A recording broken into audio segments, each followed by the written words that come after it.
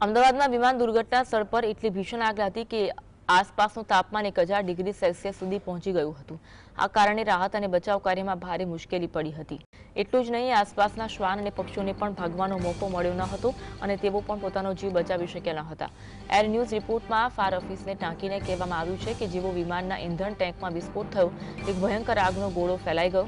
તાપમાન ખૂબ જ ઝડપથી 1000 ડિગ્રી સેલ્સિયસ સુધી પહોંચી ગયું। તેનાથી કોઈને પણ બચવાનો મોકો મળ્યો નહીં। એસડીઆરએફના એક જવાને કહ્યું છે કે તેઓ પર્સનલ પ્રોટેક્ટિવ ઇક્વિપમેન્ટ કીટ પહેરીને આવ્યા હતા, પરંતુ તાપમાન એટલું વધારે હતું કે કામ કરવું મુશ્કેલ થઈ રહ્યું હતું। અન્ય એસડીઆરએફ અધિકારીએ જણાવ્યું કે આ બધું એટલી ઝડપથી થયું કે જાનવરો અને પક્ષીઓને પણ ભાગવાનો મોકો મળ્યો નહીં।